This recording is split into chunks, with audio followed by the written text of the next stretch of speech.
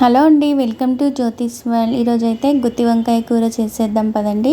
దీనికి 1/2 కేజీ వంకాయలతో మనం చేసుకుంటున్నాము. ఇప్పుడు దీనికి ముందుగా చింతపండును మీరు పులుపుని తినేదాన్ని బట్టి ఈ విధంగా నానబెట్టుకోండి. మనం వంకాయలు కట్ చేసుకునే వరకు ఇది మంచిగా నానుతుంది. ఇప్పుడు ఈ 1/2 కేజీ వంకాయలని ఉప్పేసి ఒకసారి మంచిగా కడుక్కొని మనం ఇంకో గిన్నెలో ఉప్పు నీళ్ళు వేసుకొని ఇట్లా వంకాయలు కట్ చేసుకొని వేసుకుంటే మనకు వంకాయలు చేదు కాకుండా మంచిగా ఉంటుంది. ఈ లోపల మనము ఉల్లిగడ్డ అవి కట్ చేసుకొని స్టవ్ వెలిగించుకొని గిన్నెలో ఆయిల్ అయితే పోసుకుందాము.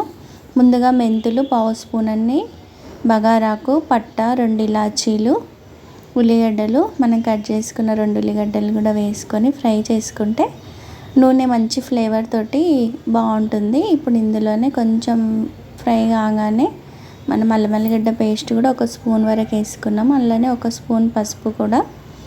ఇది కొంచెం ఫ్రై అవుతుంటే ఇంకా మనం కట్ చేసి పెట్టుకున్న వంకాయలు కూడా ఉన్నాయి కదా, అవి కూడా వేసుకొని ఒకసారి అయితే మంచిగా కలుపుకుందాము. ఇదంతా సిమ్లో చేసుకోండి ప్రాసెస్, ఎందుకంటే మనము మసాలా పేస్ట్లు అవన్నీ వేస్తాం కదా, అడగంటకుండా ఉంటుంది. ఇప్పుడు 1 స్పూను ఉప్పు వేస్తున్నాను, నాకు కర్రీకి మొత్తం సరిపోతుంది. ఇట్లా మనం వంకాయలలో ఉప్పు వేసుకుంటే మనకు తొందరగా ఉడుకుతాయి అన్నమాట, సిమ్లో మూత పెట్టుకుంటే. ఇప్పుడైతే మనం మసాలా తయారు చేసుకుందాము. ఇప్పుడు కడాయి పెట్టుకొని అందులోకి ధనియాలు 2 స్పూన్ల వరకు వేసుకుంటున్నాం. మీకు గ్రేవీ కావాలంటే ఈ మసాలా క్వాంటిటీని పెంచుకోండి అంతే. 2 స్పూన్ల పల్లీలు, నువ్వులు కొంచెం చిక్కదనం కోసం ఉంటుంది, మనం ఇలా కాజు కూడా వేసుకుంటాం. ఇంకా అన్నీ 2 స్పూన్ల చొప్పున వేసుకున్నాను. ఇప్పుడు ఇందులో కొంచెం సగం వేగినాక జీలకర్ర 1 స్పూన్ వరకు వేసుకోండి. మెంతులు మనం నూనెలో ఫస్టే వేసినాం కదా, ఇంకా అవసరం లేదు. ఇవి కొంచెం మంచిగా ఫ్రై అయిన తర్వాత స్టవ్ ఆఫ్ చేసుకొని మనం ఒకసారి అయితే మన కూరనైతే కలుపుకుందాం. చూడండి మంచిగా వేగినాయి. ఇప్పుడు కూరనైతే ఒకసారి కలుపుకుందాము. సగం వరకు ఉడికినాయి కదా, ఉప్పు వేసినందుకు మంచిగా ఉడుకుతున్నాయి. ఇంకా మళ్ళీ ఒకసారి కలిపేసి మనం ఆ మసాలా అయితే మెత్తటి పేస్ట్ లాగా చేసుకుందాము.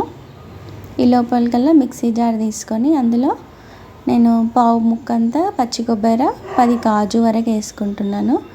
గ్రేవీ చాలా టేస్ట్గా ఉంటుందండి. ఇట్లా పచ్చి వేస్తే, పచ్చి లేనప్పుడు వెండి అయినా వేసుకొని మనం వేయించుకున్నవి అవన్నీ వేసి మెత్తటి పేస్ట్ లాగా అయితే చేసుకోండి. ఇప్పుడు మనం వంకాయలన్నీ కూరకు సరిపడినంత కారం వేసుకుందాము. నేను 4 స్పూన్లంతా వేసుకుంటున్నాను, మీరు మీ రుచికి సరిపడినంత వేసుకోండి.